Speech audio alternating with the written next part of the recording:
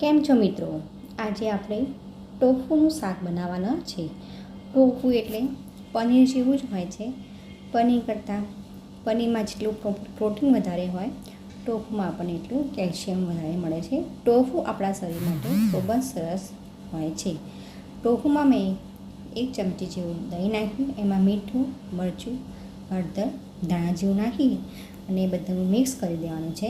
અને અડધો કલાક સુધી આપણે એને આવી રીતે ઢાંકીને રહેવા દેવાનું છે. હવે મેં ગ્રેવી બનાવવાની તો તેલ લીધું, એમાં જીરું, લવિંગ, એલચી, તમાલપત્ર, કાજુ, ટામેટાં, કાંદા, કેપ્સિકમ બધું લઈ સાંતળી અને પછી આપણે મિક્સર જારમાં ગ્રેવી બનાવી દેવાની છે.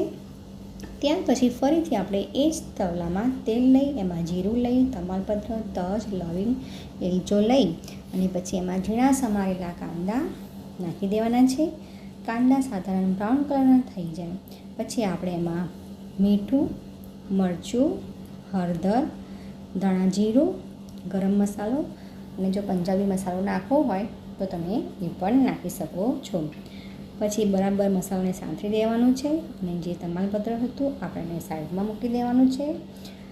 પછી આપણે જે ગ્રેવી બનાવી હતી એ ગ્રેવી અંદર એડ કરી દેવાની છે. તો જોયું કે આ શાક કેટલું ટેસ્ટી દેખાતું છે.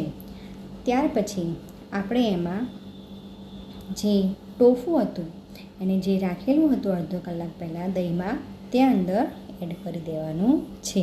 તમે આ ટોફુને સેલો ફ્રાય પણ કરી શકો છો. એનાથી પણ ટેસ્ટ ખૂબ જ સરસ આવે છે. આ શાક આપણા માટે ખૂબ જ હેલ્ધી હોય છે. તો સરસ મજાનું આપણું શાક તૈયાર છે. એમાં દાણાથી મેં ગાર્નિશિંગ કર્યું છે. તો પ્લીઝ મારી ચેનલને લાઈક એન્ડ સબસ્ક્રાઈબ કરજો. તો ટોફુનું શાક મેં પરોઠા અને કાંદા સાથે સર્વ કર્યું છે.